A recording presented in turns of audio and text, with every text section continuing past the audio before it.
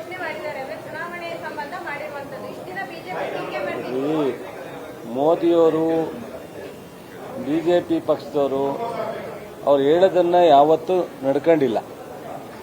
ಟೀಕೆನ ಜನತಾದಳ ಬಿಜೆಪಿಯವರು ಒಟ್ಟೊಟ್ಟಿಗೆ ಮಾಡಿದ್ರು. ಗ್ಯಾರಂಟಿ ನಾವು ಸರ್ಕಾರ ಪ್ರಾರಂಭ ಮಾಡಿದಾಗ ಅವರಿಗೆ ಜನಕ್ಕೆ ಅನುಕೂಲ ಆಗೋದ್ಕಿಂತ ಗ್ಯಾರಂಟಿ ಕೊಟ್ಟು ಜನರು ಏನಾದ್ರು ನಮ್ಮನ್ನು ಕೈ ಬಿಟ್ಟು ಹೋಗ್ತಾರೆ ಅಂತ.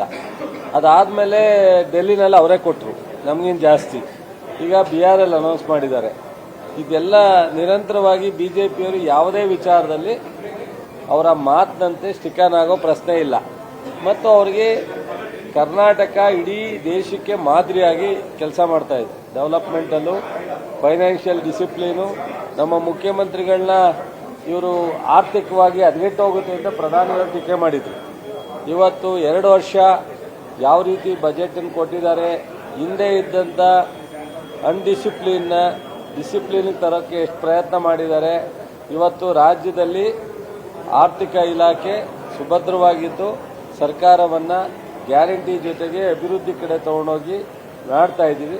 ಬಹುಶಃ ಈಗ ಅವರಿಗೆ ಜ್ಞಾನೋದಯ ಆಗಿದೆ. ಸಾರ್ವಜನಿಕರಿಗೆ ಬಡವರ ಬಗ್ಗರಿಗೆ ಒಂದಷ್ಟು ಕೊಡಬೇಕು ಅಂತ ಕೊಡ್ಲಿ, ಸಂತೋಷ. ನಾವೇನು ಬೇಜಾರು ಮಾಡಲ್ಲ, ಟೀಕೆ ಮಾಡಲ್ಲ.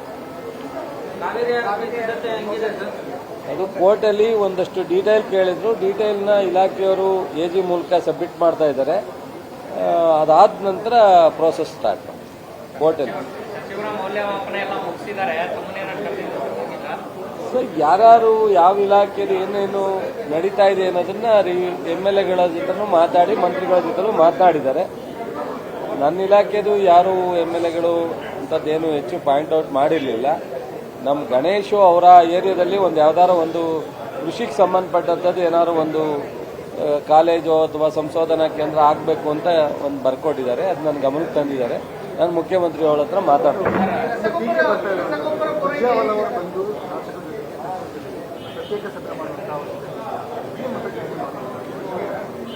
ಅದು DCM, CM, AICC ಮಧ್ಯದಲ್ಲಿರುವಂಥದ್ದು. ಅದು ಅವರೇ, ನಾವು ಅದಕ್ಕೆ ಕಾಮೆಂಟ್ ಮಾಡೋದು. ಈಗ ನಮಗೆ ಒಂದು ಸರ್ಕಾರದಲ್ಲಿ ಹೆಡ್ಡು ಸಿದ್ದರಾಮಯ್ಯವರು, ರಾಜ್ಯದಲ್ಲಿ ಪಕ್ಷದಲ್ಲಿ ಹೆಡ್ಡು DK ಶಿವಕುಮಾರ್, ರಾಹುಲ್ ಗಾಂಧಿಯವರು, ಖರ್ಗೆ ಅವರು, ವೇಣುಗೋಪಾಲ್, ಸುರ್ಜೇವಾಲ, AICC ಅವರು. ಅವ್ರ ಮಧ್ಯೆ ಏನು ತೀರ್ಮಾನ ತಗೋತಾರೆ ಅದೇ ಅಂತಿಮ ತೀರ್ಮಾನ. ನಾನು ಆ ಮಧ್ಯಕ್ಕೆ ಎಂಟ್ರಿ ಆಗೋದು. ನಮಗೆ ಕೊಟ್ಟ ಜವಾಬ್ದಾರಿ ಸಿದ್ದರಾಮಯ್ಯವ್ರು ಕೊಟ್ಟರು ಜವಾಬ್ದಾರಿ ಮಾಡ್ತೀವಿ, ಪಕ್ಷ ಕೊಟ್ಟರು ಜವಾಬ್ದಾರಿ ಮಾಡ್ತೀವಿ. ಅಷ್ಟೇ ನಂಬ್ತೀವಿ. ಮೌಲ್ಯಮಾಪನ ಮಾಡೋ ಟೈಮಲ್ಲಿ DCM ಹೊರಗಿಟ್ಟು ಮಾಡಿರೋ ಕಾರಣಕ್ಕೋಸ್ಕರ ಒಂದು ಬೇಸರ ಏನಿದ್ರು ಅವರ ಹಂತದಲ್ಲೇ ಸಾಕು. ಇದೆಲ್ಲ ನಾವು ಮಾತಾಡೋದು, ನಾವು ಅಷ್ಟೇ ಎತ್ತರಕ್ಕೆ ಹೋಗಿಲ್ಲ. ಹೊರಗಿಟ್ಟು ಮಾಡೋಂತಾಗತ್ತೆ ಹೊಸ ಸಂಪ್ರದಾಯ.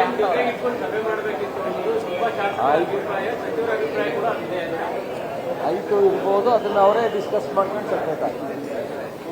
ನಾನು ಅದಕ್ಕೆಲ್ಲ ಮಧ್ಯಪ್ರವೇಶ ಮಾಡೋದು ಯಾಕೆ ಸರ್? Thank you. ರಸಗೊಬ್ಬರದ್ದು ಯಾವುದೇ ತೊಂದರೆ ಯಾವುದೇ ರಾಜ್ಯದಲ್ಲಿದೆ, ಇಡೀ ರಾಷ್ಟ್ರದಲ್ಲಿ.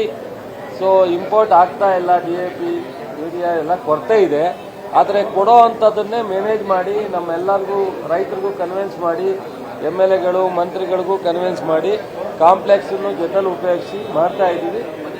ಏನೋ ಕೊಟ್ಟಿರೋದನ್ನು ನಾವು ಇನ್ನೊಂದಷ್ಟು ಎಕ್ಸ್ಟ್ರಾ ಏನು ತರಬೇಕೋ ತಂದು ಸೊ ಇಲ್ಲಿವರೆಗೆ ಸಮಾಧಾನವಾಗಿ ಮೇಂಟೈನ್ ಮಾಡ್ತಾ ಇದ್ದೀವಿ. ಎಲ್ಲ ಕೇಳಿ ಪ್ರತಿನಿತ್ಯ ಲೆಟರ್ ಹೋಗುತ್ತೆ, ವಾರ ಹೋಗುತ್ತೆ. ಆಯಿತು, ಬೊಮ್ಮಾಯಿಯವ್ರಿಗೂ ಇವತ್ತು ಮಾತಾಡ್ತೀವಿ, ಕೊಡಿಸಿ.